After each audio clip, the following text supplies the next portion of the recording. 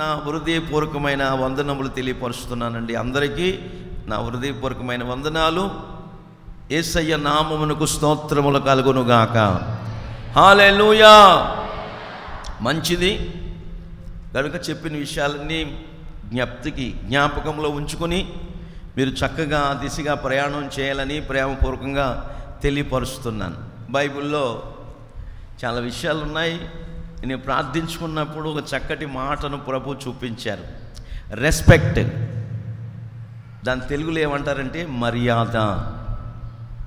Respect అంటే అర్థం ఏంటి? మర్యాద. శ్రీనాథ్ అంతేనా? తప్పు చెప్పానా? మర్యాద, గౌరవం. మర్యాద అనేటువంటిది ఎవరు సొత్తు కాదండి ప్రియులారా. మర్యాద, గౌరవం, ఒక మనిషి ఎదుట మనిషికి విలువ ఇవ్వటం అనేటువంటిది మర్యాద. ఒకరికొకరు ఇచ్చిపుచ్చుకునేది మర్యాద. కనుక యేసు రక్తం చేత కడగబడిన మనమందరం కూడా మర్యాదస్తులుగా ఉండాలి. మర్యాదను, గౌరవాన్ని కోల్పోయిన వారంగా మనం ఉంటే మనల్ని బట్టి, మన కుటుంబాలను బట్టి యేసయ్య నామం అవమానపరచబడుతుంది. అట్లాంటి పరిస్థితులు మన జీవితాల్లో పొరపాటును కలగకూడదు. బ్రతికినంతకాలం మర్యాదగా నడుచుకోవాలి. ఆమేన్. హల్లెలూయా. ఏమండి అంటే ఎదుటి వ్యక్తి ఏంటండి అని అడుగుతారు. యారా ఏంట్రా అంటాడు.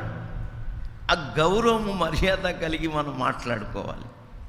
బైబిల్లో అపోస్తుడైన పౌలు గారు రాస్తారు, కొండలను పెకలింపగలిగిన విశ్వాసం ఉన్నప్పటికీ, అంతటి బలమైన విశ్వాసము మీకు ఉన్నప్పటికీ దైవ ప్రేమ మీలో లేకపోతే ఆ విశ్వాసం వ్యర్థమని చెప్తున్నాడు. దేవుని ప్రేమ మనలో ఉండాలి. దేవుని ప్రేమ అంటండి, మీరు ఇంటికి వెళ్ళిన తర్వాత కొరింథీ పత్రిక 13వ అధ్యాయం చదువుకోండి. అక్కడ దేవుని ప్రేమకు ఉండవలసిన లక్షణాలు, గుణగణాలు ఎన్నో కనబడతాయి. అందులో ఒక మాట ఏంటంటే ప్రేమ అమర్యాదగా నడవదు. ఆమేన్. స్వప్రయోజనము కోరదు. ప్రేమ అంటండి అమర్యాదగా నడవదు అని రాస్తుంది అక్కడ. అంటే ఎలా నడుస్తుంది? మర్యాదగా నడుచుకుంటుంది. దేవునికి మహిమ కలుగునుగాక.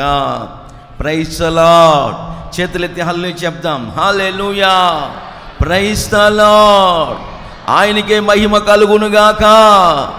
ఆమేన్. అపోస్తలుడైన పౌలు గారు రోమా సంఘానికి రాస్తున్నారు. 12వ అధ్యాయము 2వ వాక్యం నేను చదువుతున్నాను, మీరు జాగ్రత్తగా ఆలకించండి. మీరు ఈ లోక మర్యాదను అనుసరింపక ఉత్తమమును అనుకూలమును సంపూర్ణమునయ్యున్న దేవుని చిత్తమేదో పరీక్షించి తెలుసుకున్నట్లు మీ మనస్సు మారి నూతన మగుటు వలన రూపాంతరము పొందుడి. హల్లెలూయా. ఇక్కడ 4 విషయాలు పరిశుద్ధాత్ముడు ఈ వాక్య భాగంలో నాకు బయలుపరిచాడు. ఏమిటి 4 విషయాలంటే, మొట్టమొదటి అనుభవం ఏంటంటే మనమందరము కూడా ఈ లోక మర్యాదను అనుసరించకూడదు. ఆమేన్. మరి ఏ మర్యాదను అనుసరించాలి? పరసంబంధమైన మర్యాదస్తులుగా జీవించాలి. ఆమేన్. ఈ లోక మర్యాదను మనం అనుసరించకూడదు. మొట్టమొదటిగా ఉత్తమమును అనుకూలమును సంపూర్ణమునై ఉన్న దేవుని చిత్తమేదో పరీక్షించి తెలుసుకోవాలి. దేవుని చిత్తమేదో మనము పరీక్షించి తెలుసుకోవాలి. ఏదో అందరం వస్తున్నారు మందిరానికి, మనం వెళదాం, గుంపులు గుంపులుగా పోతున్నారు ప్రార్థనా మందిరానికి, మనం వెళదాం.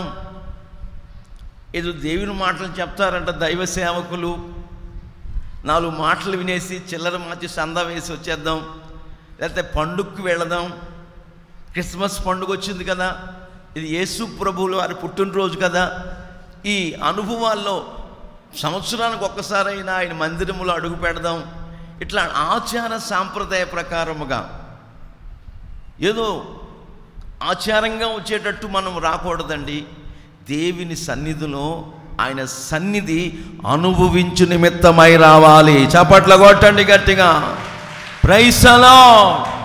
దేవుని సన్నిధిలో ఆయన మహిమను మనం అనుభవించాలి, ఆయన ప్రత్యక్షతను మనం అనుభవించాలి, ఆయన ప్రభావము ద్వారా మనం ఆరోగ్యవంతులం అవ్వాలి, ఆయన ఇచ్చే ఆశీర్వాదము ద్వారా ఐశ్వర్యవంతులం అవ్వాలి.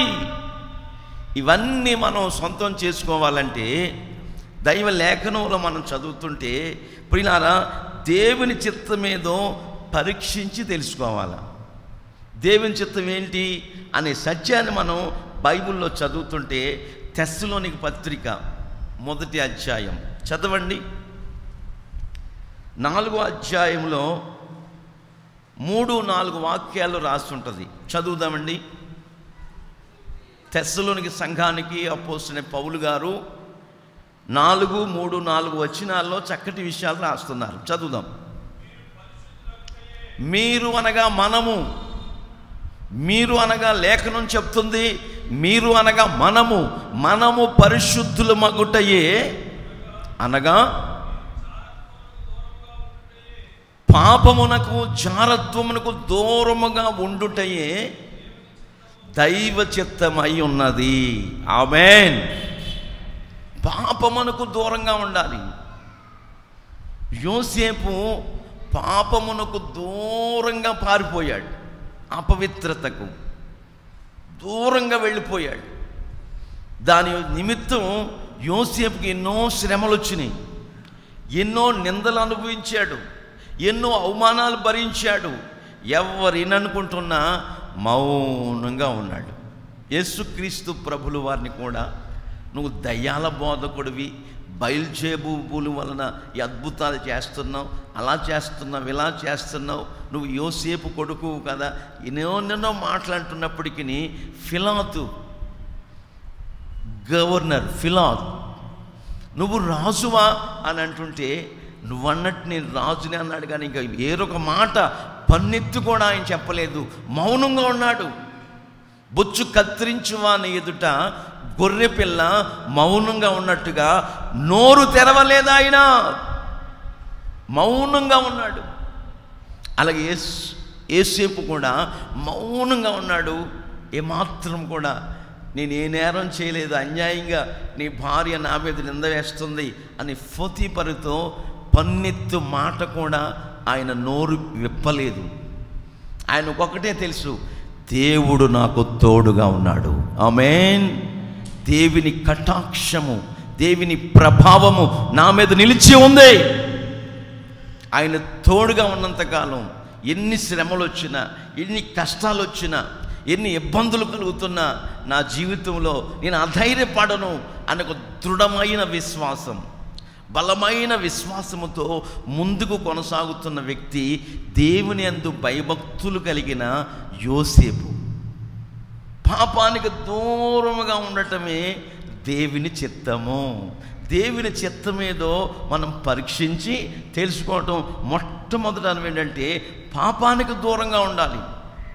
రెండో అనుభవం బైబిల్ మనకు చెప్తుంది, అదే వచనం ఉంది, ఎవరు తమ తమ ఘటములను పరిశుద్ధంగా, అంటే తమ తమ శరీరములను, తమ తమ ప్రాణాత్మ దేహాలను పరిశుద్ధముగా, తమ తమ ఘటములను కాపాడుకొనుటయే దేవుని చిత్తము. అక్కడ అపవిత్రత ఉందని మనకు తెలిసిన వెంటనే ఏమిటి అని చూడటానికి వెళ్ళకూడదు. రోజు ఏమండి తొండ అడవికి మేతకు పోతుంది, రోజు సాయంకాలం వరకు మేసుకుంటుంది, మళ్ళీ ఇంటికి తిరిగి వస్తుంది, గూటికి తిరిగి వచ్చేస్తుంది, తాను పండుకునే నివాస స్థలంలో తిరిగి వస్తుంది. రోజు తొండగారు మేతకి వెళ్తున్నారు. వెళ్ళిన ప్రతిరోజు మార్గ మధ్యలో అదేదో నల్లగా కనపడుతుందంట. ఏంటది? నల్లగా. మొదటి రోజు అనుకుందంట తొండగారు, తొండ ఈ నలుపు సంగతి నాకెందుకు, నేను పోయేది మేతకు కదా, శుభ్రం కడుపు నిండా తిని మళ్ళీ నా గూటికి నేను వచ్చేస్తాను, ఈ నలుపు సంగతి నాకెందుకు అనుకుందండి మొదటి రోజు. రెండో రోజు అలాగే అనుకుందంట. మూడో రోజు అనుకుందంట అసలు ఈ నలుపు ఏంటో చూడాలా. ఏమనుకుందండి? ఈ నలుపు ఏంటో చూడాలి అని అనుకుని ఏం చేసింది? మేతగా పోయేది పోకుండా ఆ నలుపు దగ్గరికి వెళ్ళిందండి. అంతే, వెళ్ళటంతోనే అతుక్కుపోయింది. ఆ నలుపు ఏంటంటే తారు. తారులో తొండ ఏమైపోయింది? ఇక అతుక్కుపోయింది. ఇక మేత లేదు, గీత లేదు. అతుక్కుపోయి ఆ తారులో, ఆ అపవిత్రతలో, ఆ బురదలో, అతుచ్చమైన అభిలాషల్లో మనిషి అతుక్కుపోయి ఇక లేవలేని పరిస్థితులు ఏర్పడుతూ వస్తున్నాయి. అందుకే మరి లేఖనం చెప్తుంది, ఇదిగో దైవ చిత్తం ఏదో మీరు పరీక్షించండి. దైవ చిత్తం ఏమై ఉందంటే పాపమునకు దూరముగా వెళ్ళటం దైవ చిత్తం. రెండవదిగా మన ప్రాణము, ఆత్మ, శరీరం. తాగుబోతాడు చూడండి, గ్లాసు పట్టుకుంటాడు. మీరు జాగ్రత్తగా వినాలి. పురుషులు జాగ్రత్తగా వినాలి. ఆడవాళ్ళు ఆడవాళ్ళు కూడా తాగుతున్నారు. ఉన్నారు. అడ్రస్ ఇమ్మంటారా? సాయంత్రం 5 అయిందంటే ఫుల్గా తాగుతారు ఆ ఖమ్మం జిల్లాలో. నిజమండి. ప్రియమైన దేవుని బిడ్డలారా, దేవుని సంఘమా, తాగుబోతాడు గ్లాసు పట్టుకుంటాడు. ఆ తలతల మెరుస్తున్న ఆ వైన్ మత్తు పానీయాన్ని వేసుకుంటాడు.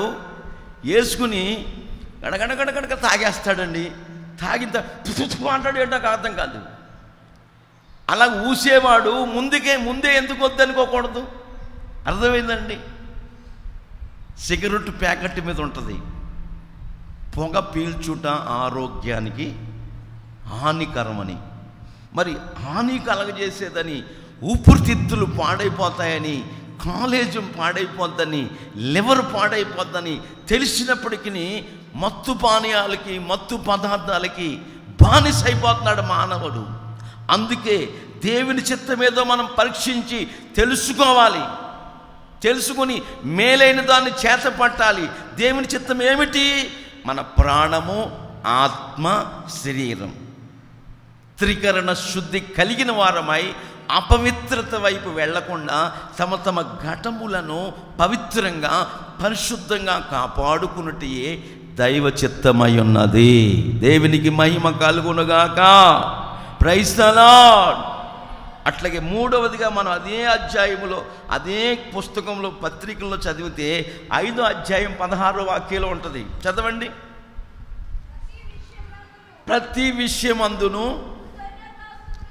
కృతజ్ఞతాస్తుతులు చెల్లించుటయే, అలాగు చేయుట యేసుక్రీస్తు ప్రభువునందు మీ విషయములో దేవుని చిత్తమై ఉన్నది. చప్పట్ల కొట్టండి గట్టిగా. ఆమేన్, హల్లెలూయా. ప్రతి విషయమందు జైల్లో పెట్టేశారు, బొండలేసి బిగించేశారు. ఒక ఆయన అంటాడు, మనం ఏం చేసామయ్యా?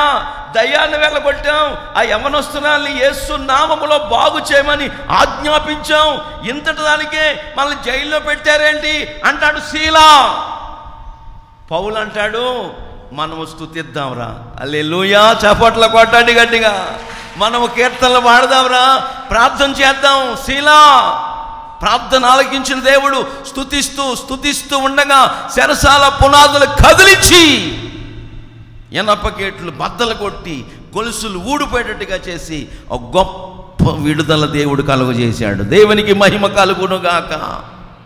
ప్రతి విషయమందు, కష్టమందు, నష్టమందు, ఇరుకుల యందు, ఇబ్బందుల యందు, శోధనల యందు, రోగమందు 14 సంవత్సరాలు సేవ చేస్తే ఓ దైవజనుడు, ఆయన పేరు జాకబ్ పాస్టర్ గారు, వెస్ట్ గోదావరిలో. ఆ సంస్థ వాళ్ళు 14 ఏళ్ళు సేవ చేస్తే ఏమండి ఒక సైకిల్ కొనిచ్చారంట ఆయనకి, జాకబ్ పాస్టర్ గారికి. ఇక సైకిల్ కొనిస్తేనే రాజదూత్ మోటార్ సైకిల్ అంతా ఫీల్ అయిపోతూ, అబ్బో నాకు సైకిల్ వచ్చేసింది. 14 ఏళ్ళు సేవలో ఉంటే ఆ సంస్థలో ఏమండి, సైకిల్ తీసుకుని ఇంటింటికి గృహ దర్శనాలు, దహనాలు కాదండి, దర్శనాలు, గృహాలు దర్శించుకుంటూ ప్రార్థన చేసుకుంటూ వస్తున్నాడు. ఒక రోజున మెయిన్ రోడ్లో ఒక విశ్వాస గృహం ఉంటే అక్కడ సైకిల్ పెట్టి ఆ గృహంలోకి వెళ్ళాడు. ఆయన వెళ్ళి ప్రార్థన చేసి వచ్చే లోపల సైకిల్ లేదు అక్కడ, కొత్త సైకిల్.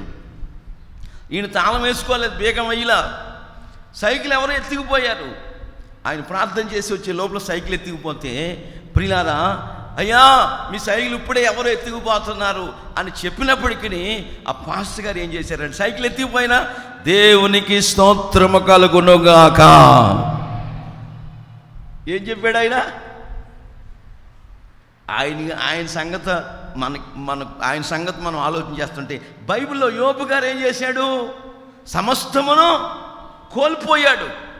సమస్తమును, పిల్లలు కూడా చచ్చిపోయారు, ఇల్లు కూలిపోయింది, శరీరం కూడా కుళ్ళిపోయింది, సమస్తాన్ని కోల్పోయాడు యోబు భక్తుడు. ఆయన ఏం చేశాడు?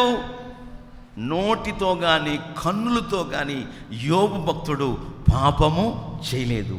పాపము నుంచి దూరంగా పారిపోవడం దైవ చిత్తమని, ప్రియులారా మన ఘటమల్ని పరిశుద్ధంగా కాపాడుకోవటం దైవ చిత్తమని, అన్ని విషయముల్లో, కష్టాల్లో, శ్రమల్లో, నిందల్లో, అవమానాల్లో మనం ఏం చేయాలి? ఏమండి, కృతజ్ఞతాస్తుతులు చెల్లించుటయే యేసుక్రీస్తు ప్రభువునందు దేవుని చిత్తమై ఉన్నది. హల్లెలూయా. ఈ లోకము దాని ఆశలు గతించిపోతాయి, దేవుని చిత్తము జరిగించువారు నిరంతరము నిలిచి ఉందరుగాక. ఆమేన్. నిరంతరము నిలిచి ఉండటం అంటే అర్థం ఏంటంటే, ఇక్కడ నిలిచి ఉంటాం, ఒక దినాన మనం మరణిస్తాం, అక్కడ నిలుస్తాం. హల్లెలూయా. యుగ యుగాలు నిలిచి ఉంటాం. అట్లాంటి ఒక శుభప్రదమైన నిరీక్షణ మనకున్నది. దేవుని చిత్తమేదో పరీక్షించి తెలుసుకుంటట్లుగా మీ మనస్సు మారి నూతన పరచబడుట ద్వారా రూపాంతరము పొందుడి. ఆమేన్. కనుక మనం పొరపాటున ఈ లోక మర్యాదను అనుసరించకూడదు.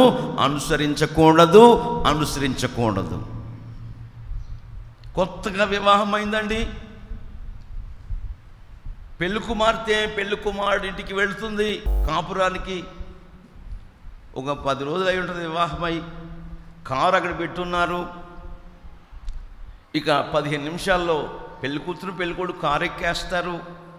అంత లోపల సైకిల్ మీద నేను ఆ బజారు గుండా వెళ్తుంటే సరైన సమయానికి వచ్చాడు పాస్టర్ గారు మోషే గారు అని పిలిచారు.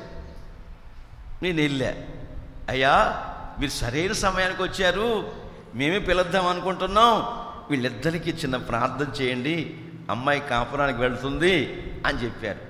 నాకు కూడా సంతోషమైంది. పెళ్లి కూతురు పెళ్లి కొడుకు చేస్తే కాస్త విలువైన కానుకిస్తారు, మనకేం మంచిదే కదా, కొంతే వాళ్ళ ప్రార్థన చేస్తానమ్మా, నిలబడండి అని పెళ్లి కుమార్తెకి పెళ్లి కొడుకు ప్రార్థన చేసేసి, ప్రభువా శుభప్రదమైన ప్రయాణం దయచేయండి, ఆయన వీళ్ళ మార్గాల్లో తోడై ఉండండి, ఆశీర్వదించండి, వీళ్ళ కాపురాన్ని సుఖ సౌఖ్య సౌభాగ్యాలతో పిల్లా పాపలతో వర్ధిల్లేటట్టుగా ఆశీర్వదించి ప్రయాణం అంతట్లో మీ కాపుదల భద్రత ఇచ్చి నడిపించండి ప్రభువా, ఆమేన్ అని ప్రార్థన చేసానమ్మా, పంపించండి, నేను వెళ్ళిపోతానంటే నేను వెళ్ళిపోతున్నా. నేను వెళ్లకుండా అక్కడే ఉన్నానండి. కారులో వాళ్ళిద్దరూ ఎక్కారు. ముసలిది ముందు వెళ్ళిపోయింది, కారు కంటే ముందు ఒక ముసలమ్మ. ఎందుకు ఈ ముసలమ్మ పరిగెడుతుంది? చెంబు ఒకటి పట్టుకుంది, మళ్ళా కారు ముందు పరిగెట్టి ఇప్పుడు రా డ్రైవర్ కారు అంటుంది. అంటే అర్థం ఏంటంటే, ఈ ముసలమ్మ చెంబులో పసుపు నీళ్లు పెట్టుకుంది, ఎదురొస్తుందంట. పసుపు నీళ్ళతో చెంబుతో ఎదురొస్తే శుభం కలుగుతుందంట. మన వాళ్ళు అంటున్నారు. బైబిల్ చెప్తుంది, ఈ లోక మర్యాదలను మనం అనుసరించకూడదు. ఆమేన్. మనం ప్రతి విషయంలో ప్రార్థన. ఇల్లు కట్టుకుంటామా? ప్రార్థన.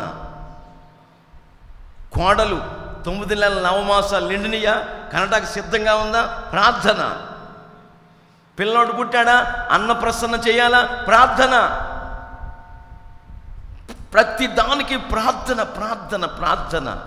ప్రతి క్షణమందు కూడా దేవుని స్తుతించటం, దేవుని ఘనపరచటం, దేవుని మహింపరచటం. అట్టి సేవ దేవునికి యుక్తమైనదని, అట్టి పరిస్థితులు, అట్టి అనుభవాలు దేవుని చిత్తమైన అనుభవాలు అయి ఉంటాయని లేఖనాలు చెప్తున్నాయి. పొరపాటున మనం ఈ లోక మర్యాదను అనుసరించకూడదు. ఈ ముస్లిం సహోదరులు అంటే నాకు ఎంత సంతోషమో, ఎందుకో చెప్పనా? ఈ ముస్లిం సహోదరులు అంటే నాకు ఎంత సంతోషం అంటే అంత సంతోషం. మనం ఇలా ముఖం కడుగుతామా? ఏం మాట్లాడరు? మనం ఎలా కడుగుతాం ముఖం? ఇలా కడుగుతాం. వాళ్ళు ఇలా కడుగుతారు, ఇలా రివర్స్ అన్నమాట. నిజం, వాళ్ళు ఇలా కడుగుతారు. ఎందుకంటే వాళ్ళ మర్యాద అది. కలకట్టాకు పోయామనుకో, వెస్ట్ బెంగాల్కి, ఏ శుభకార్యాలు వచ్చినా ప్రతి ఇస్తర్లో చేప తలకాయ వెయ్యాలి. మరి ఎన్ని చేపలు కొయ్యాలో మనకు అర్థం కాదు. ఆ రాష్ట్రం యొక్క మర్యాద. ఈ టిబెట్ ప్రాంతాలకు పోయామనుకోండి, టీ కప్పులో టీలో అంత ఉప్పు అంత ఎన్న పూస వేసి కరగదీసి టీ పోస్తూ ఉంటారంటే శుభకార్యం వస్తాయి. అది ఆ దేశపు మర్యాద. ఒక్కొక్క దేశంలో ఒక్కొక్క మర్యాద. మా ఏరియాకి వెళ్ళారనుకోండి, వెంటనే ఓ బకెట్తో నీళ్లు పెడతారు, కడుక్కోమంటారు, టవలిస్తారు, కూర్చి వేస్తారు. తర్వాత వేసవికాలం అయితే చల్లని పానీయం ఇస్తారు, వర్షాకాలం అయితే వేడివేడి కాఫీ ఇస్తారు. ఇది ఒక మర్యాదలు. కనుక ఈ లోక మర్యాదను మనం అనుసరించకూడదు. పరసంబంధమైన మర్యాద కలిగి సాగిపోవాలని లేఖనం చెప్తుంది. బైబిల్లో మనం చూస్తుంటే చాలా మర్యాదలు ఉన్నాయి. ఒక్కొక్క విషయాన్ని మనం గమనించుకుందాం.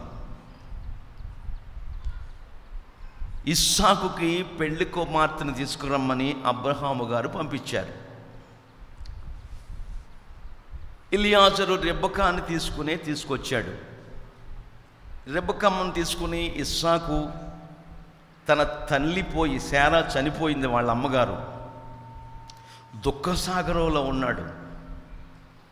ఆ దుఃఖములో కన్నీళ్ల మధ్యలో కుమిలిపోతున్న సందర్భాల్లో ఇస్సాకు ఎలియాజరు వాళ్ళ మేనమామ పిల్లారా, లాభాను పిల్లారా మరి సహోదరిని తీసుకుని, రెబెకాని తీసుకుని ఇస్సాకు పొలంలో ధ్యానిస్తున్నప్పుడు తీసుకొచ్చాడు.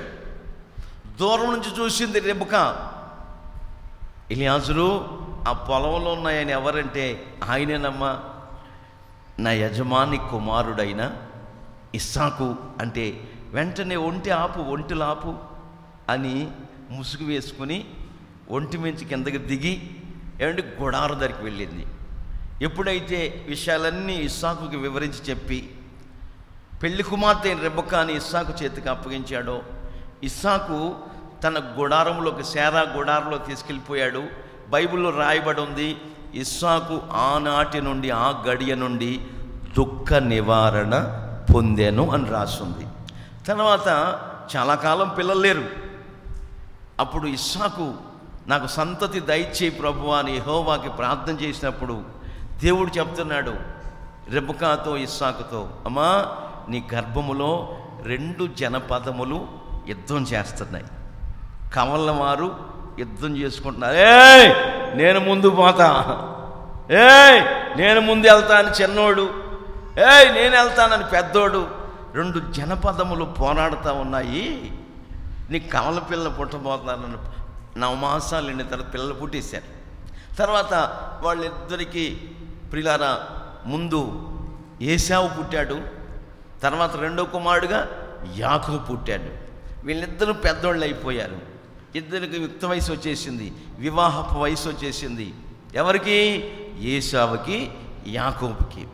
తర్వాత తండ్రి వృద్ధాప్యం వచ్చేసింది ఇస్సాకుకి.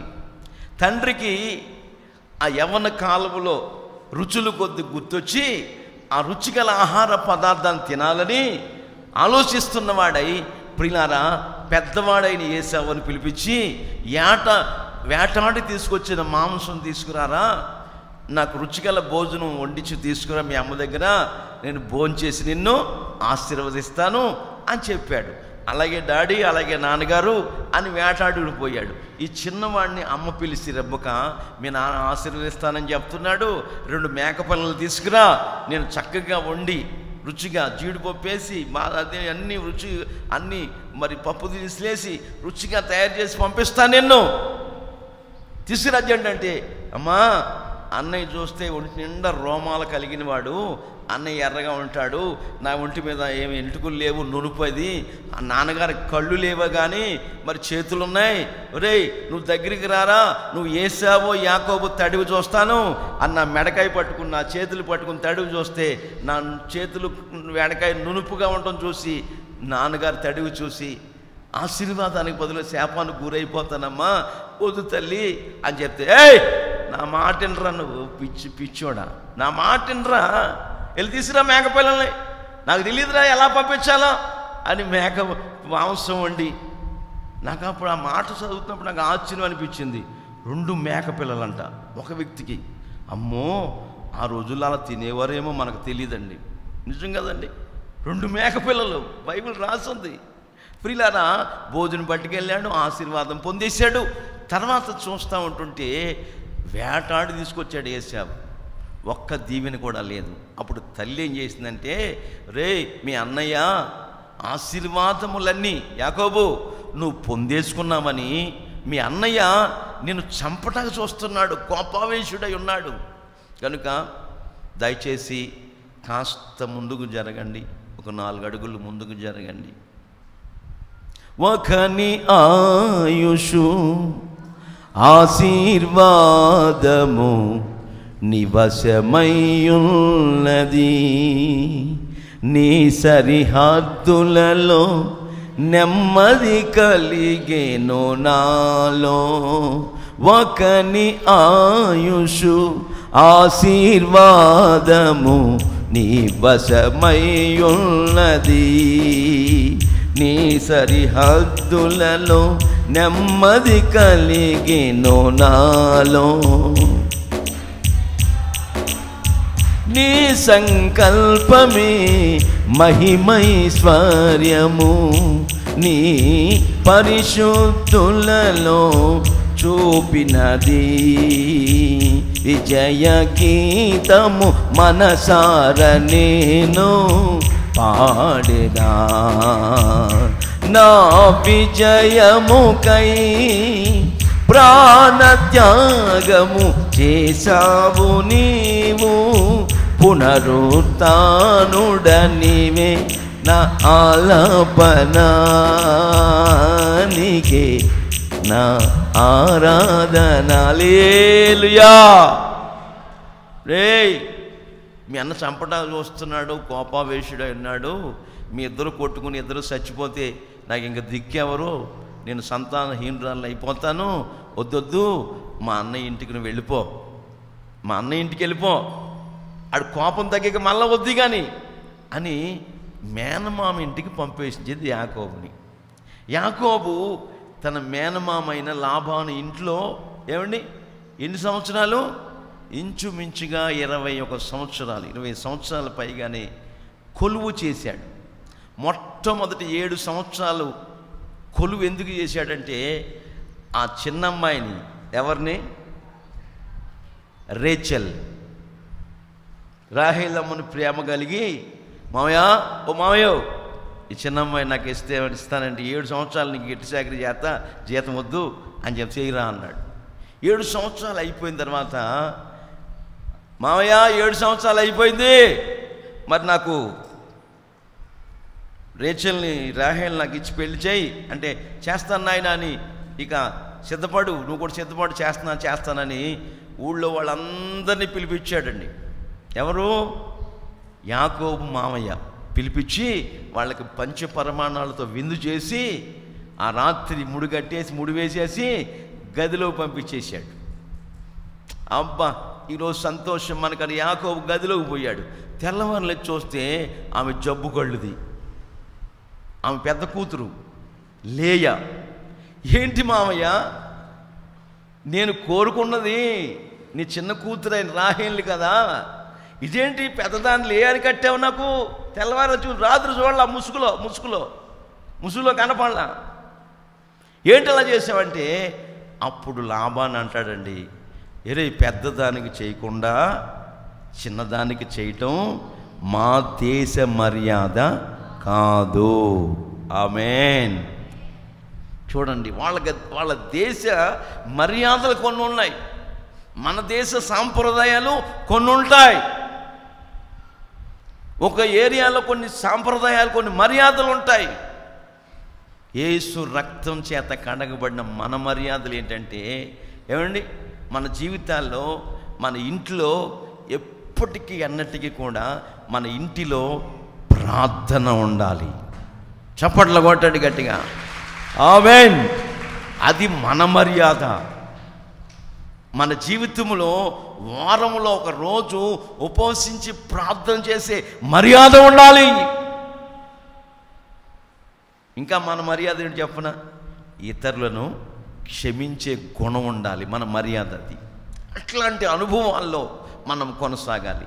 మామయ్య అంటాడు, మా దేశ మర్యాద కానే కాదు అని చెప్తున్నాడు.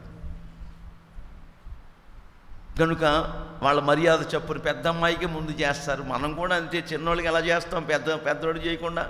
మా జోసఫ్ పెద్ద కొడుకు చేయకుండా చిన్నోడికి సురేష్కి ఎలా చేస్తాడు, చేయడు, పెద్దోడికి చేయాలి ముందు. అది మన దేశ సాంప్రదాయం, మన దేశ మర్యాద. అయితే మరి ఇప్పుడు ఏం చేయమంటావు, ఏం చేయడం అంటావేంట్రా, ఇంకో 7 సంవత్సరాలు చేయి సాకిరి, దాన్ని కూడా నీకు ఇచ్చేస్తాను. మళ్ళీ ఏం చేశాడు రాహేలమ్మ కొరకు, ఇంకో 7 సంవత్సరాలు చేశాడండి.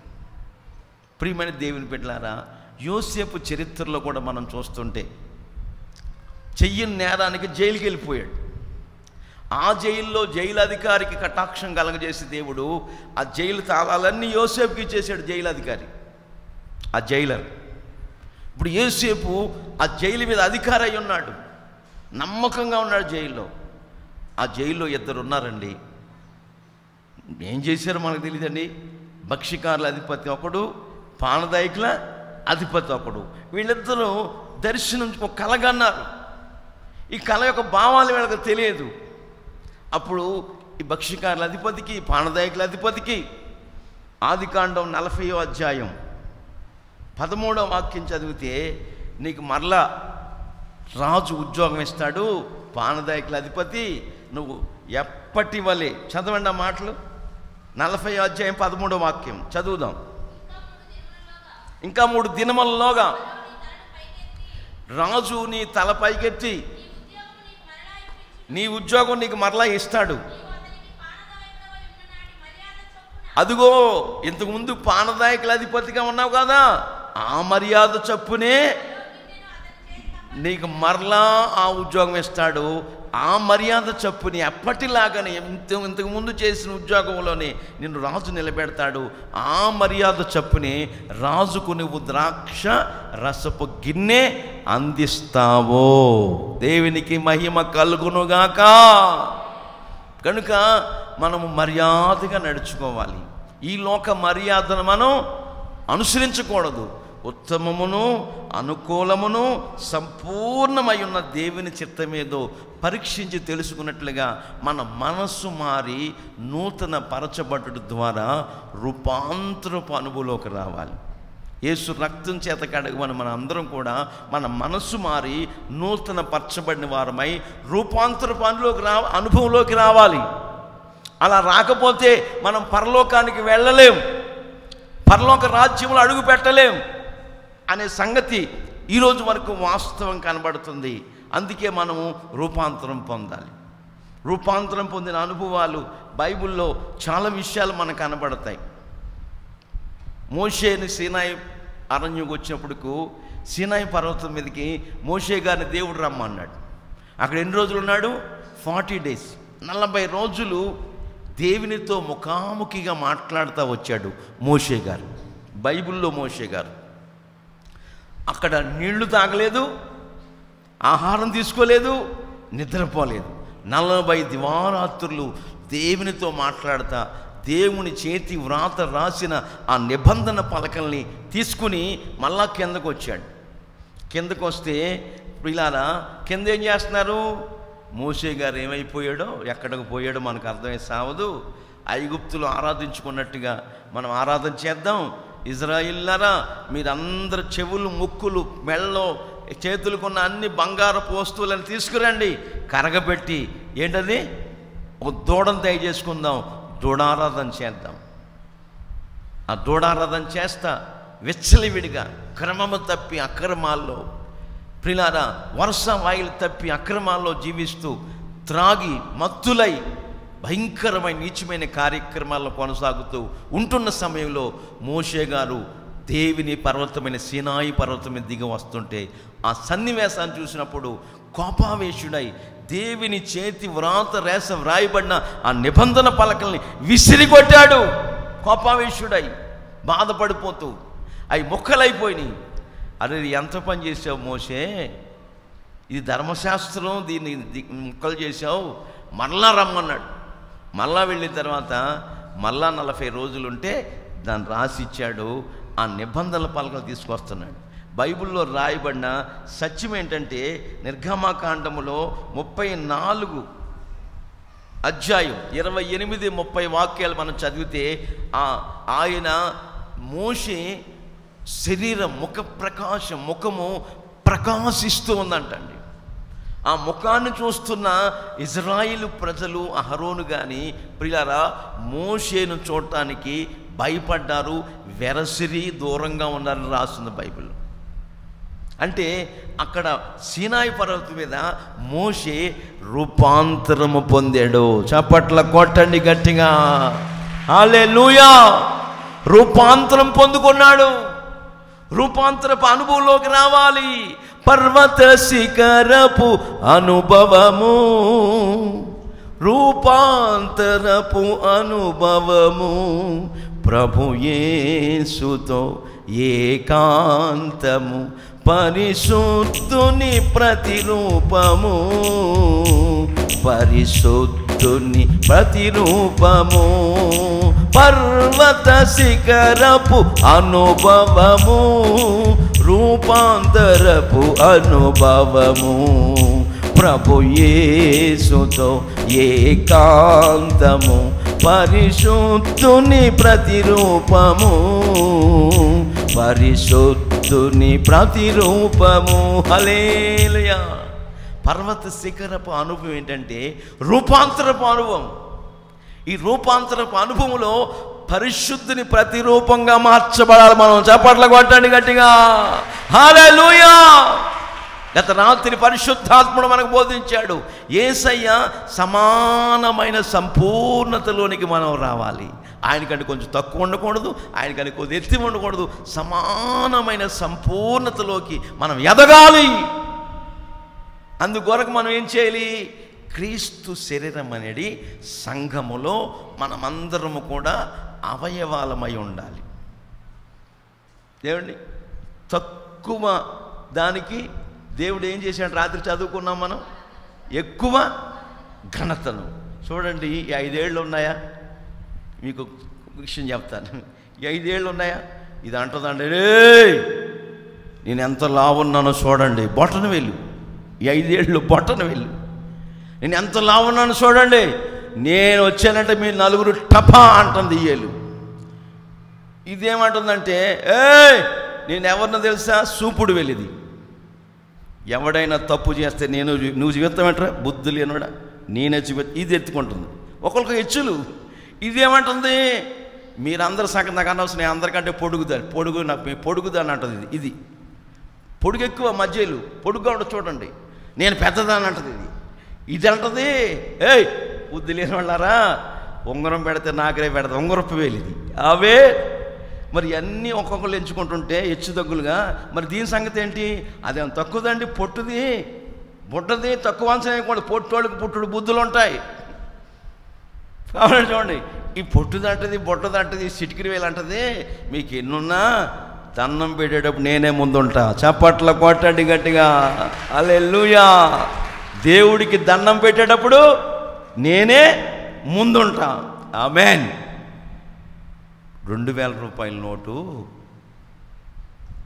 రూపాయి బిళ్ళ ఎక్కిరిస్తుందంటే, నువ్వెంత విలువే చూడు, నేను 2000 నేను 2000 అంటుందంట. రూపాయిని ఎక్కిరిస్తూ ఉందంట. రూపాయి బిళ్ళ అంటదంట. మీరు జాతకి వినండి, 2000 రూపాయల నోటు రూపాయి బిళ్ళని ఎక్కిరిస్తూ ఉంది, హేళనకరంగా మాట్లాడుతుంది. రూపాయి అంత తక్కువ, బుద్ధి లేదానా, నువ్వు అంత విలువైంది ఆయన అయినప్పటికీ ఎప్పుడో క్రిస్మస్ పండుగ ఒకసారి వెళ్తావు చర్చికి, నేను ప్రతి వారం వెళ్తాను చర్చికి. చప్పట్లు కొట్టడు గట్టిగా, ఆమేన్. అంటే రూపాయి వేస్తారు కదా అంతమంది, వారం వారం వచ్చి వేస్తారు లేదా? 2000 రూపాయలు వేస్తారా? 2000 రూపాయలు ఎప్పుడు వేస్తారు? పండగకి ఎప్పుడో లేదా వాళ్ళ వ్యాపారంలో అభివృద్ధి చెందినప్పుడు ఆ 2000 రూపాయలు తెస్తారు. ఇప్పుడు 6 నెలలకు ఒకసారి వస్తుంది 2000 రూపాయలు. రూపాయి అయితేనో వారం వారం వస్తానే ఉంటుంది కానుక పెట్టలోకి. దేవుడికి మహిమలు. కానీ నేను వెళ్ళిన సార్లు నువ్వు వెళ్ళవు మందిరానికి, నాకున్న ఘనత అది, ఆమేన్ అని చెప్తా ఉందంటండి. కనుక మన జీవితాల్లో సకల మర్యాదలు, ఈ లోక మర్యాదని మనం అనుసరించకూడదు. దేవుని సన్నిధిలో ఉన్న మనం ప్రియులారా, ఆ పానదాయకుల అధిపతి ఎప్పటిలాగే ఎప్పటి మర్యాద చొప్పుని మరలా నీకు రాజు ఉద్యోగం ఇస్తాడు. రా బాబు, ఈ చెయ్యని నేరానికి జైలుకి వచ్చాను నేను. ఒకసారి పానదాయకుల అధిపతి రాజుకు నా విషయం నాకు ఉద్యోగం రావాలి కానీ నేను ఎందుకు చెప్పనయ్యా యోసేపయ్యా అన్నాడండి. అధిపతి ఉద్యోగంలోకి వెళ్ళాడు, ద్రాక్షారస గిన్నె అందిస్తున్నాడు, ఆయన తాగుతున్నాడు, ఈయన తాగుతూ ఉంటుంటే ఈ మత్తులో ఉన్నాడు. ఆయనకి ఎక్కువైపోయినప్పుడు ఆ గ్లాసులో ఈడు తాగుతా ఏమండి ఇంకా యోసేపును మర్చిపోయాడు. యోసేపును పానదాయకుల అధిపతి మర్చిపోయినా యేసయ్య మర్చిపోలేదు. చప్పట్ల కొట్టండి గట్టిగా. దేవుడు మర్చిపోలేదు. దేవుడు శ్రమలన్నిటిలోంచి కూడా యోసేపు నడిపించి ఎక్కడికి ఎక్కించాడు? సింహాసనం ఎక్కించినట్లుగా బైబిల్లో గ్రంథస్థం చేయబడి ఉంది. దేవునికి మహిమ కలుగునుగాక. హల్లెలూయా, ప్రైజ్ ది లార్డ్. మన జీవితాల్లో మూడవదిగా మనం చూస్తుంటే శామ్యూయల్ అండి, ఇజ్రాయేలు ప్రజలకి చాలా సంవత్సరాలు న్యాయాధిపతిగా ఉన్నాడు. రాజుల కంటే ముందుగా ప్రజల్ని ఎవరు పరిపాలించారు? న్యాయాధిపతులు పరిపాలించారు. ఇప్పుడేమో ఏమండి మండలాఫీసులో ఎంఆర్ఓ గారు వచ్చారు. అంతకుముందు మన చిన్నప్పుడు ఎవరు ఉండేవారు? మునిసీబు. మీరు చెప్పరేంటండి? మునిసీబు కర్ణాలు ఉండేవారు. ఈ మండలాలు ఎక్కడే అప్పుడు మన చిన్నప్పుడు. అట్లాగే ఇప్పుడు చూడండి, పూర్వకాలంలో ఈ కాన్పులు వేసే వాళ్ళకి ఏం పేరు? మంత్రసానులు అని రాస్తుంది బైబిల్లో. ఇప్పుడు ఏం పేరు? అదే మంత్రసానులకి ఇప్పుడేంటి? నర్స్. చూడండి, అదే ఉద్యోగం. ANM nurse, GNM nurse, latest. ఏమండి, మద్రాసు పోయి ఏమొచ్చింది? చెన్నై వచ్చింది. కలకత్తా పోయి ఏమొచ్చింది? కోల్కత్తా వచ్చింది. బాంబాయి పోయి ఏమొచ్చింది? ముంబై అయ్యింది. అట్లాగే పరిస్థితులు బట్టి, పరిసర ప్రాంతాలు బట్టి అట్లా మారుతూ ఉంటాయి. ఎన్ని మారుతున్నా ఉపదేశం మారదు. ఆమేన్. ఉపదేశ క్రమాలు మారవు. ఉపదేశ క్రమాల ప్రకారంగా మనం మర్యాదగా నడుచుకోవటం చాలా ఆవశ్యకత అయి ఉన్నది. చూడండి, న్యాయాధిపతుల కాలంలో శామ్యూయల్ న్యాయాధిపతిగా ప్రవర్తిస్తూ వచ్చాడు. ఇశ్రాయేలు ప్రజలకి చక్కగా న్యాయం తీరుస్తూ వచ్చేవాడు. ఆ తదుపరి ఆయన వృద్ధాప్యం వచ్చేసింది. వాళ్ళిద్దరు కొడుకుల్ని న్యాయాధిపతులకి ఇశ్రాయేల్కి పెట్టాడు. వాళ్ళంట న్యాయం తీర్చాలంటే ఏం అడుగుతున్నారంట? బైబిల్ రాస్తుంది, లంచం. ఏమడుగుతున్నారు? లంచం. ఈ గొడవ తీయాలంటే. నాకు తెలిసిన ఒక సహోదరుడు ఉన్నాడండి. ఒక గొడవ విషయంలో ఆ సహోదరుడిని ఒక తల్లి అడిగితే ఆ తల్లి నాకు చెప్తుంది, అతను యేసు ప్రభువుని నమ్మిన బిడ్డే. ఈ అడిగిన తల్లి కూడా చర్చికి వెళ్ళే మనిషే. ఆ సమస్య కొద్ది సాల్వ్ చేయండి అయ్యా అయ్యగారు అంటే, ఆ గొడవ సమస్య సాల్వ్ చేయాలంటే అమ్మా 30,000 ఖర్చు అవుద్ది. ఇట్లాంటి భక్తులు కూడా ఉంటారు. ఎందుకు లేరండి? ప్రపంచంలో ఉన్నారు. అందుకే ఏమండి ఈ వైరస్ తాకింది మనకి. లంచాలు అడుగుతూ భయంకరమైన పరిస్థితి. వాళ్ళ ప్రవర్తన తండ్రి ప్రవర్తన వంటిది కాదన్నట్టు అండి. అప్పుడు ఇజ్రాయేల్ అందరూ సమూయేలు ప్రవక్తను అడుగుతున్నారు, మమ్మల్ని అందరినీ ఏలటానికి ఒక రాజుని నియమించయ్యా అని అడుగుతున్నారండి. శామ్యూయేలు మొదటి గ్రంథములో 8వ అధ్యాయములో 5వ వాక్యం చదవండి. సమూయేలు మొదటి గ్రంథం 8వ అధ్యాయం 5వ వాక్యం. నువ్వు వృద్ధుడవు, నీ కుమారులు నీ ప్రవర్తన వంటి వారు కారు గనుక సకల జనుల మర్యాద చొప్పున మాకు ఒక రాజును నియమించుము. ఆ రాజు చెప్పినట్టుగా మేము నడుచుకుంటాము. అప్పుడు సమూయేలు అంటారు, మీరు చదువు దాగండి వినండి, ఐగుప్తులోంచి విడిపించినప్పుడు మీకు ఏ రాజు ఉన్నాడు? సముద్రమును పాయలుగా చేసి 6 నేల మీద మిమ్మల్ని అందరినీ దేవుడు నడిపించాడే, అప్పుడు మీకు ఏ రాజు ఉన్నాడు? ఇప్పుడు రాజుని అడుగుతారు. మీ విషయమై నేను దేవునికి ప్రార్థన చేస్తాను, దేవునికి మొరపెట్టుకుంటానని సమూయేలు ప్రార్థన చేస్తే, ఇదిగో శామ్యూయేల్, వాళ్ళు మిమ్మల్నే కాదు విసర్జించింది, నన్ను కూడా విడిచిపెట్టారు. ఆ అధ్యాయం చదువుకోండి ఇంటికి వెళ్ళిన కాడ. నన్ను కూడా విడిచిపెట్టేశారు. దేవుడు చెప్తున్నాడు సమూయేలుకి, నన్ను కూడా విడిచిపెట్టేశారు, వాళ్ళు సకల జనులు మర్యాద చొప్పున రాజును అడుగుతున్నారు కదా, అలాగే నియమించేయి అని దేవుడు చెప్తే, అయితే దేవుడు ఇంకొక విషయం చెప్తున్నాడు, రాజు గనక మిమ్మల్ని ఏలుబడి చేస్తే మీ పరిస్థితులు ఎలా ఉంటాయో వాళ్ళకి వివరించి చెప్పు అని సమూయేలు ప్రవక్తకి దేవుడు చెప్తున్నాడు. అలాగే చెప్తానయ్యా అని ప్రవక్త గారు శామ్యూయేల్ దేవుడి దగ్గర ఆ ఆలోచన తీసుకొని తెల్లవారిన తర్వాత ఇశ్రాయేలు అందరినీ పిలిచి ఆ గ్రంథంలో మనం చూస్తూ ఉంటుంటే, ఇదిగో రాజు గనక మీకు నిర్ణయించబడినట్లయితే, రాజు గనక సకల జనుల మర్యాద చొప్పున మీకు రాజు గనక నియమించబడితే, ఆ రాజుగారు చేసే ప్రతికూలమైన పనులు ఎలా ఉంటాయంటే, మీ పిల్లలందరినీ తీసుకెళ్ళి గుర్రాల్ని రథాల్ని తోలే రథసారథులుగా పెట్టుకుంటాడు. కొంతమందినేమో రథాల ముందు పరిగెత్తమంటాడు, కొంతమందినేమో పొలం వ్యవసాయం చేయమంటాడు, కొంతమందినేమో ఆ కింద వచ్చే వాళ్ళ ఉంటుంది, కొంతమందినేమో యుద్ధానికి కావలసిన వస్తువులన్నీ డాలు ఈటె కత్తులు చేయటానికి పనికి పెట్టుకుంటాడు. మీ ఇశ్రాయేలు మిమ్మల్ని అందరినీ రాజు కనుక మిమ్మల్ని నియమిస్తే, ఇదిగో మీ స్త్రీల్ని ఏం చేస్తాడు తెలుసు, రాజు కనుక మీకు వస్తే మీ స్త్రీల్ని భక్ష్యకారిణిగా చేస్తాడు. అంటే ఆహారము సిద్ధపరచుటకు మీ స్త్రీలందరినీ రాజు తీసుకుపోతాడు. ఇంకా ఏం చేస్తాడంట, రాసింది బైబిల్లో, బోన కత్తిలిగా చేసుకుంటాడు. అంటే మీ పిల్లలందరినీ ఎత్తుకుపోతాడు, సకల నీచమైన కార్యాలు చేస్తాడు. బోన కత్తులు అంటే భోగముళ్ళు అని అర్థం. సకల నీచమైన కార్యాలు చేస్తాడు.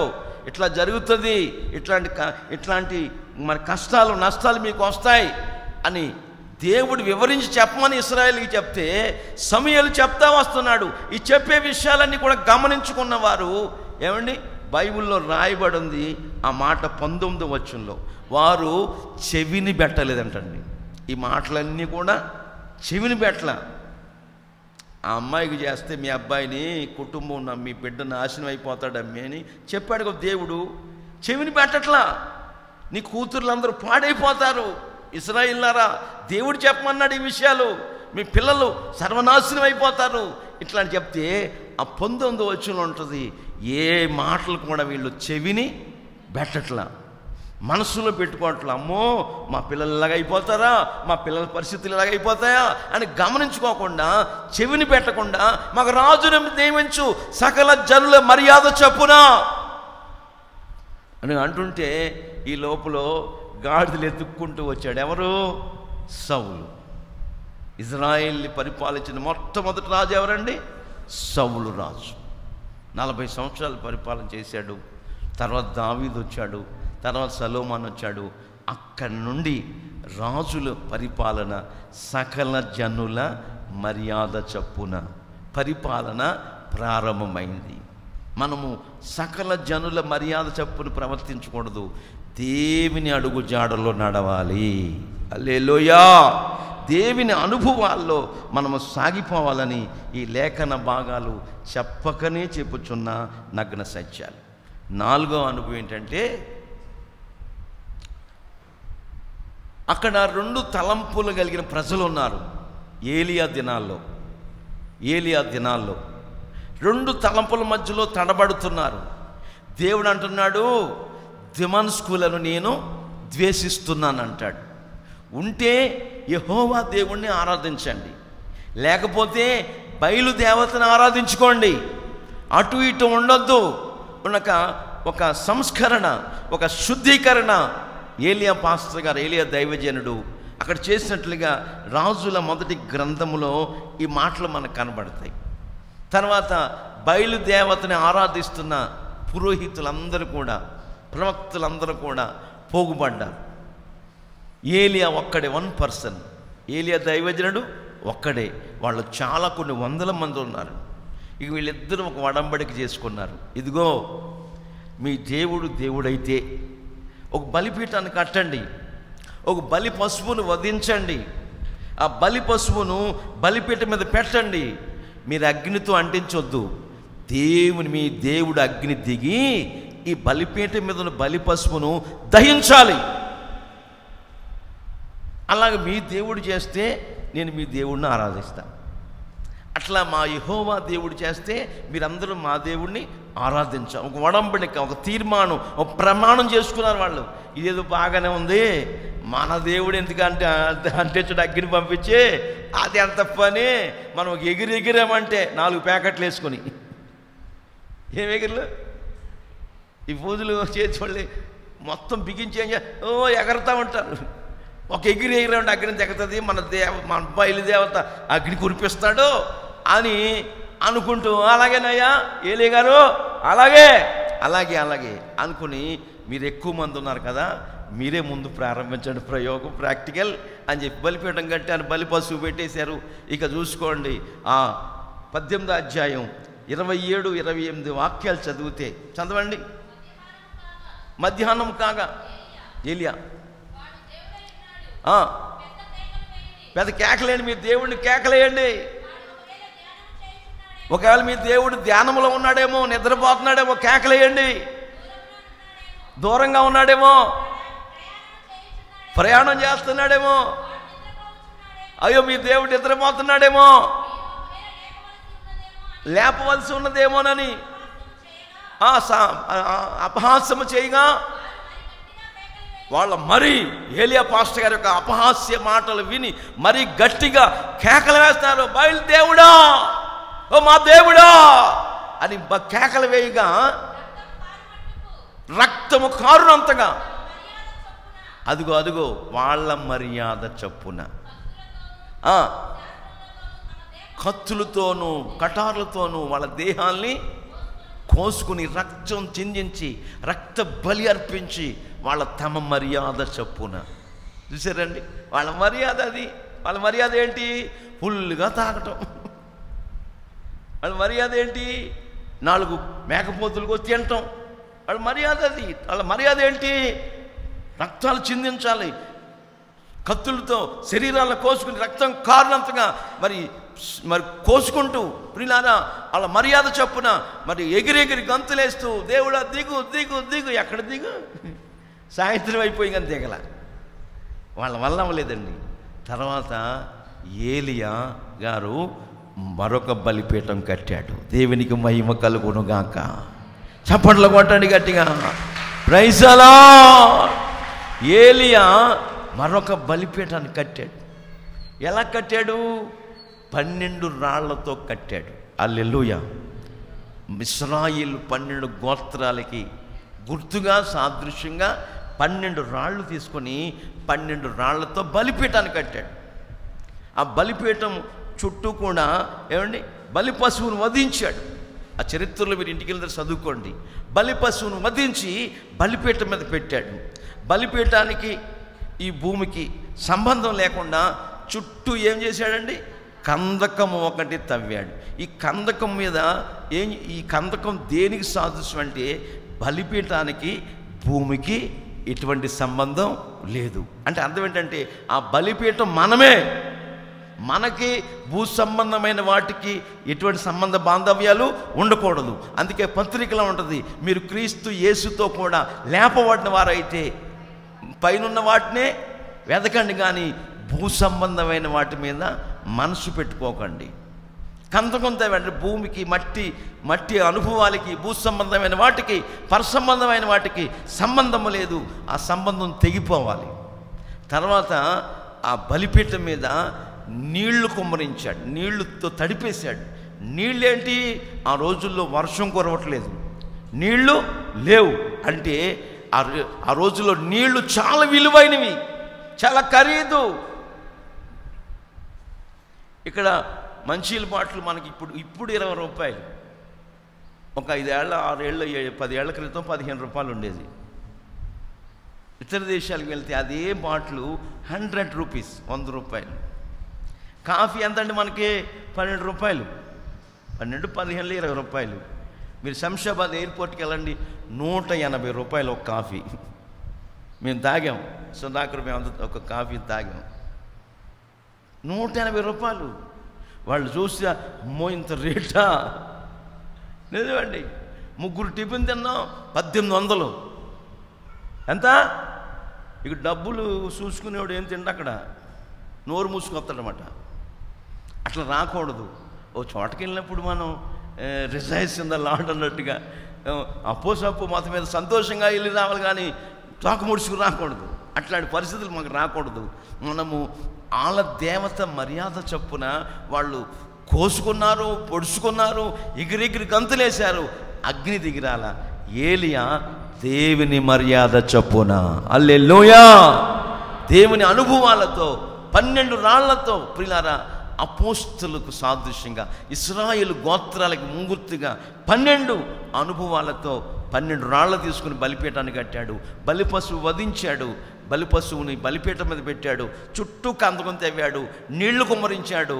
అతడు అలాగున ప్రార్థన చేస్తూ ఉండగా నేను జీవము గల దేవా నీ సేవకుడై ఉన్నానని ఈ ప్రజలందరూ గుర్తించేటట్టుగా ఒక అద్భుతం చేయని ఆయన అతడు అలాగూ ప్రార్థన చేస్తూ ఉండగా ఆకాశము నుండి అగ్ని దిగింది. చప్పట్ల కొట్టండి గట్టిగా, ప్రైజ్ ది లార్డ్. అగ్ని దిగింది. మన దేవుడు అగ్ని నేత్రములు కలిగిన వాడు. ఆయన నేత్రములు అగ్ని జ్వాలలమయం. అంతటి మహానుభావుడు మనం ఆరాధించుకుంటున్న ప్రభు అయిన యేసుక్రీస్తు వారు. ఇంకా చాలా విషయాలు ఉన్నాయి, కానీ సమయం సంకుచితంగా ఉంది. మరొక మాట కూడా త్వరగా చదువుకుందామండి.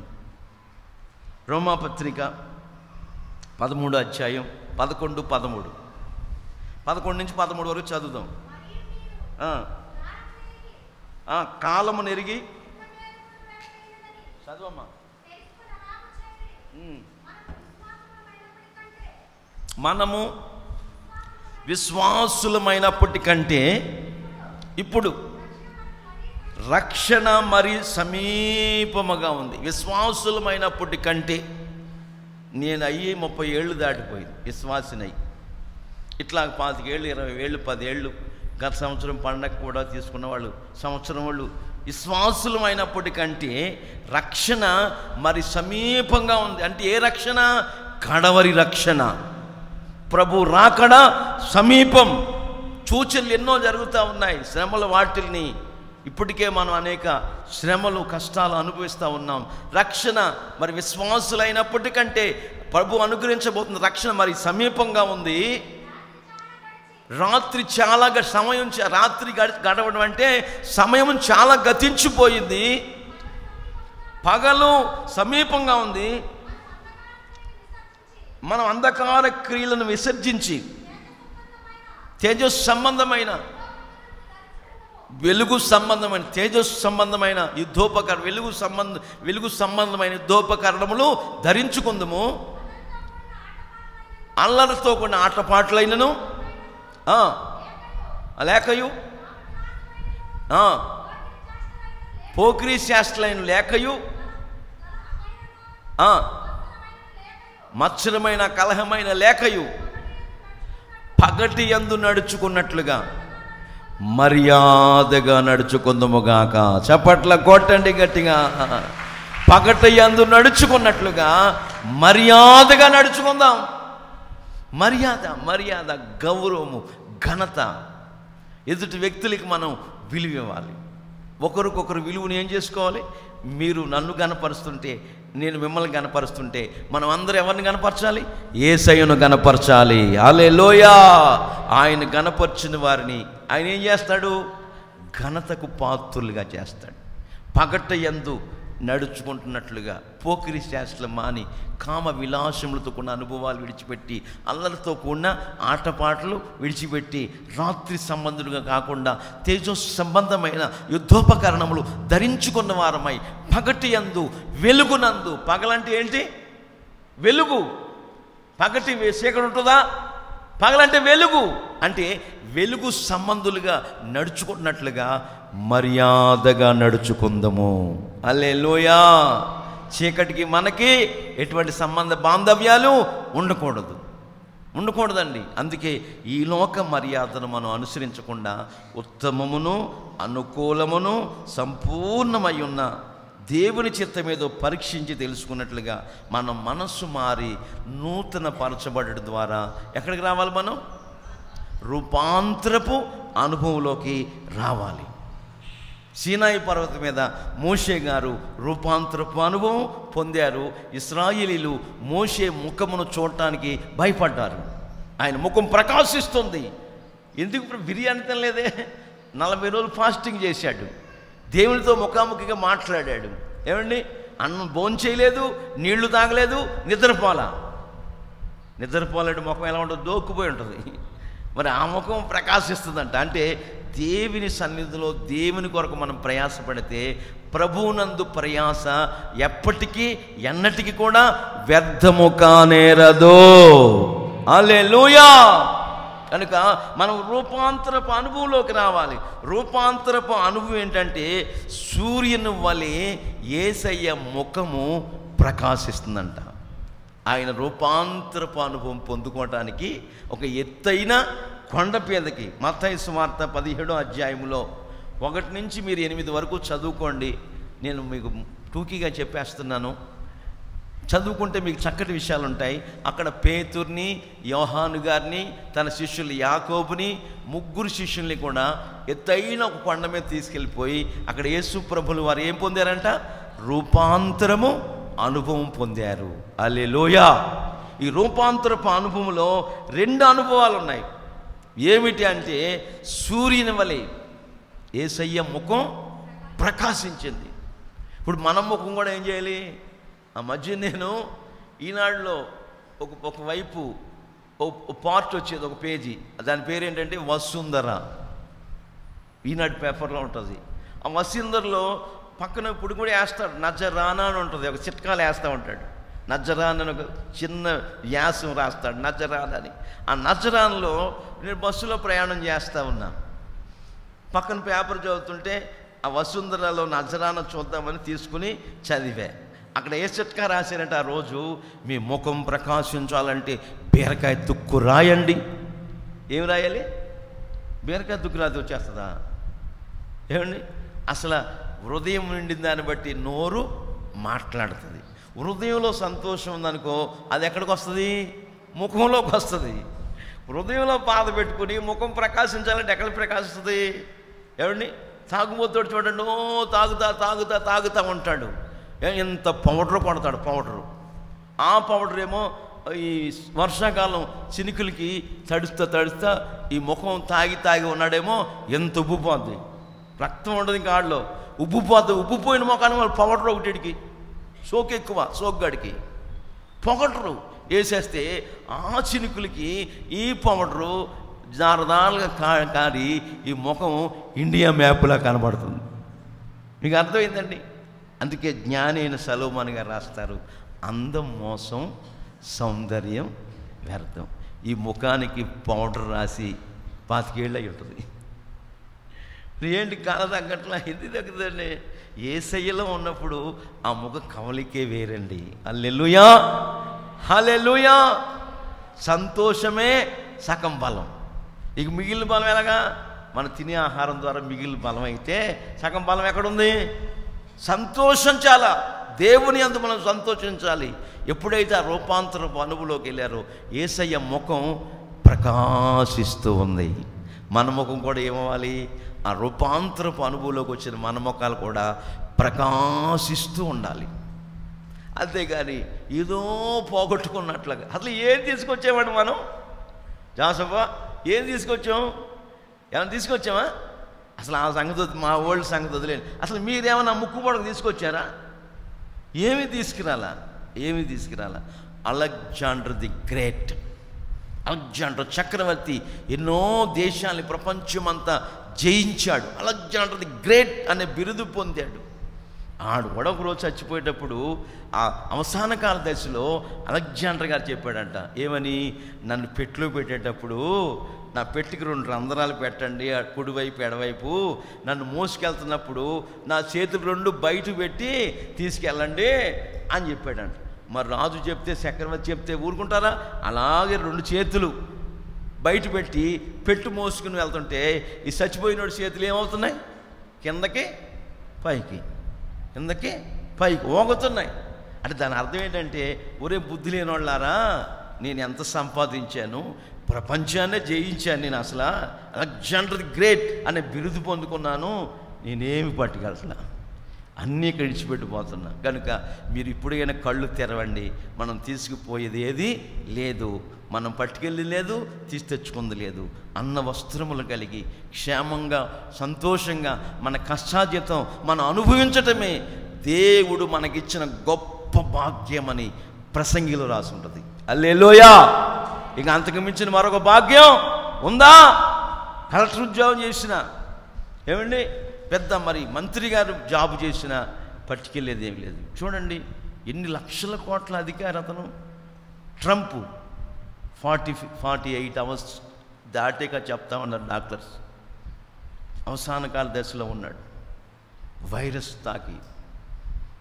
ఈరోజు ఉన్నాం, రేపేం సంభవించినో మనకి తెలియదు ప్రియులారా.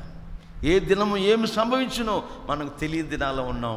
ఇప్పుడు మనం చివరి దినాల్లో మనం అనుభవించవలసింది, మనం పొందుకోవాల్సింది ఏంటంటే యేసయ్య వలె రూపాంతరపు అనుభవంలోకి వచ్చేయాలి. ఆమేన్.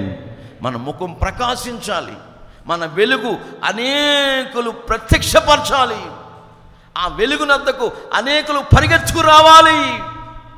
అట్లాంటి అనుభవాల్లో ఆ రూపాంతరపు అనుభవంలోకి రావాలంటే రోమాపత్రికలో మనం చదివాం, మన మనస్సు మారాలి. ఆమేన్.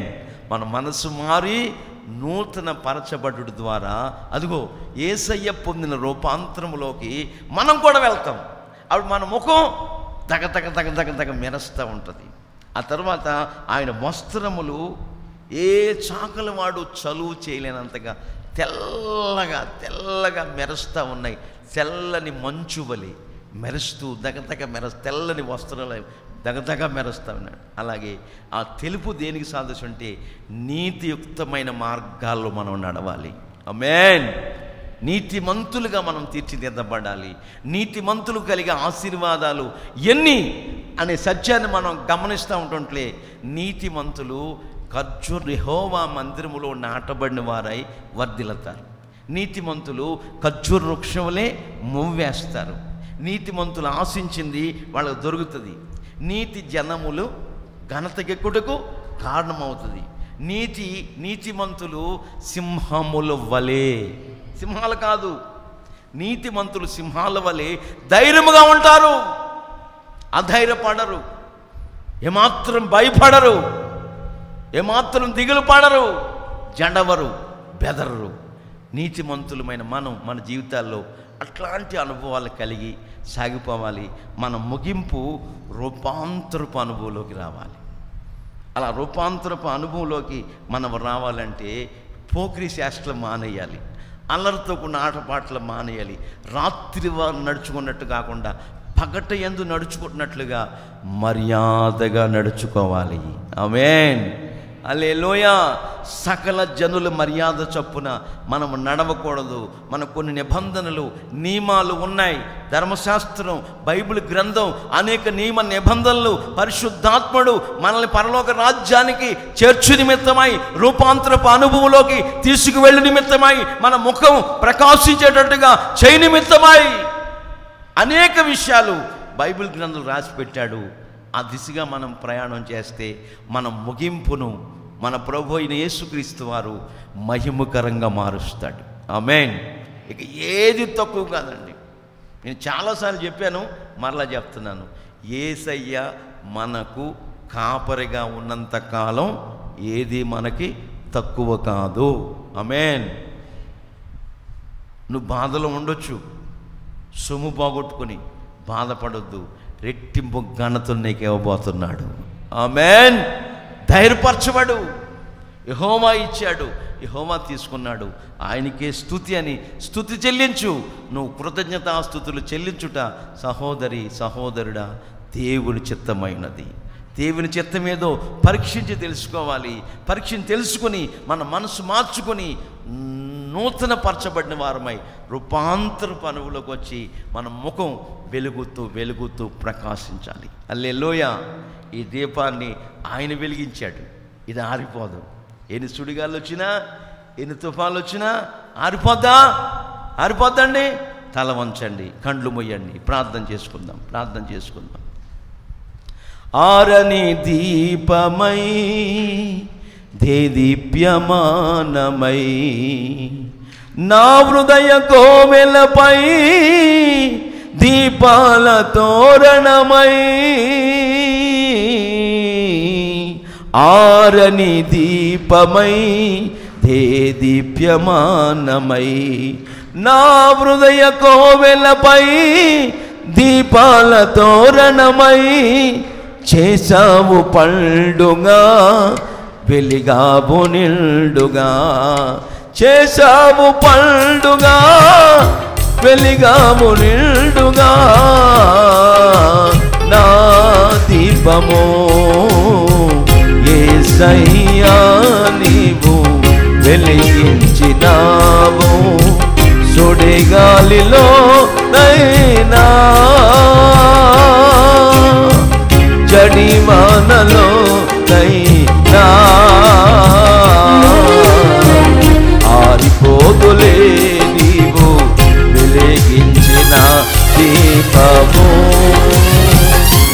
నీవు వెలిగించిన దీపము,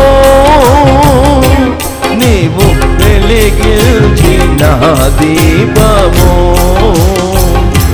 ఆగని ఓరులో ఆరిన నీళ్ళపై నా ముందు వెలసితివే సైన్యముల అధిపతివై, ఆగని మోరులో ఆరిన నీళ్ళపై నా ముందు వెలసితివే సైన్యముల అధిపతివై, పరాక్రమశాలివై నడిచావు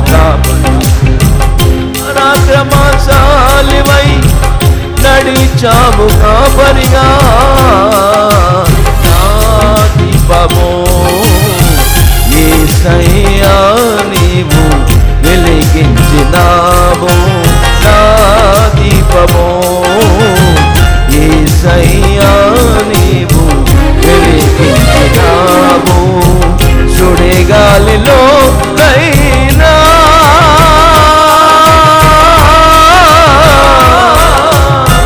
చడివానలో నైనా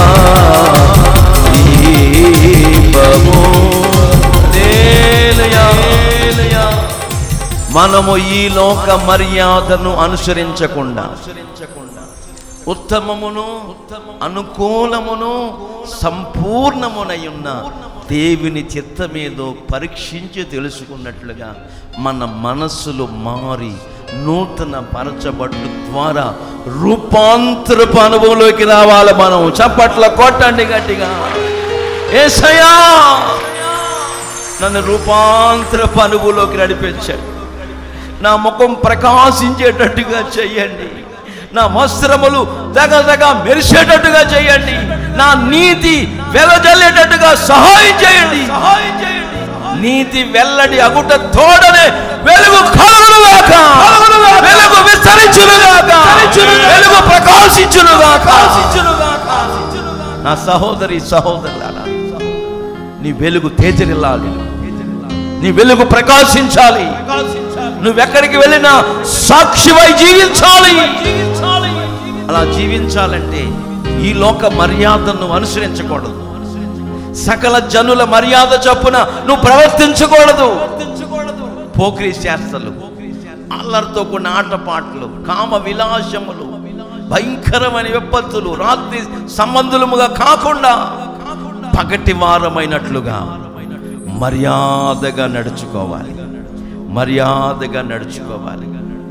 లాబాను అంటున్నాడు, యాకోబు మా దేశ మర్యాద కాదు. మనకు కొన్ని మర్యాద ఉంటుంది, కొన్ని గౌరవాలు ఉంటాయి. ధర్మశాస్త్రం ఏ నియమ నిబంధనల్లో మనము కొనసాగాలని తెలియపరుస్తుందో ఆ మర్యాద చొప్పున మనం నడవటానికి, ప్రవర్తించటానికి తీర్మానాలు చేసుకొని ముందు కొనసాగుతున్నట్లయితే ఆకాశానికి భూమికి సృష్టికర్త అయిన దేవాతి దేవుడు మనల్ని కూడా యేసుక్రీస్తు ప్రభులు వారిని ఆ ఎత్తైన కొండ మీద రూపాంతరపు అనుభవంలోకి తీసుకొచ్చిన దేవుడు మనల్ని కూడా ఆ రూపాంతరపు అనుభవంలోకి నడిపిస్తాడు, నడిపిస్తాడు, నడిపిస్తాడు. ఇది తథ్యం. ఆ తదుపరి మన ముగింపు ఏంటంటే, ఆ రూపాంతరపు అనుభవం పొందిన వెంటనే తండ్రి అయిన దేవుడు యేసుక్రీస్తు ప్రభుల వారి గురించి చెప్తున్నాడు, ఈయన నా ప్రియ కుమారుడు, ఈయన మాట వినండి. ఈయన నా ప్రియ కుమారుడు, ఈయన మాట వినండి.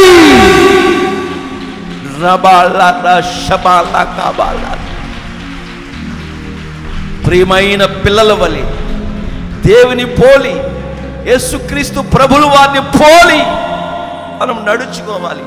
అందుకే పౌలు గారు చెప్తున్నాడు, నేను క్రీస్తుని పోలి నడుచుకుంటున్నాను, మీరు నన్ను పోలి నడుచుకోండి.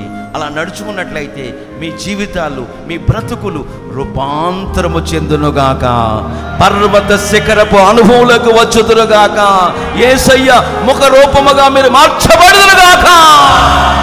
అట్లాంటి పవిత్రత, పరిశుద్ధత, యథార్థమైన మార్గాల్లోకి పరిశుద్ధాత్ముడు మనల్ని, మన కుటుంబాన్ని నడిపించునుగాక. యేసయ్యా ఈ లోక మర్యాదలు మేము అనుసరించమయ్యా, సంబంధమైన మర్యాదలు చొప్పున మేము నడిపించబడాలని, నీ ప్రేమ అమర్యాదగా నడవదని, స్వప్రయోజనము కోరదని, డంబముగా ప్రవర్తించదని, ఉప్పొంగదని, మచ్చరపడదని చాలా విషయాలు మాకు తెలియపరుస్తూ వచ్చాయి. ఆ దిశగా మమ్మల్ని నడిపించండి. మీ ప్రేమలో మేము వేరుపారడానికి సహాయం చేయండి అయ్యా. పగటి యందు నడుచుకున్నట్లుగా మర్యాదగా నడుచుకోవడానికి సహాయం చేయండి ప్రభువాని. మా ముగింపు రూపాంతరము పొందేటట్టుగా సహాయం చేయ ప్రభువాని. అందరూ ప్రార్థన చేసుకోండి.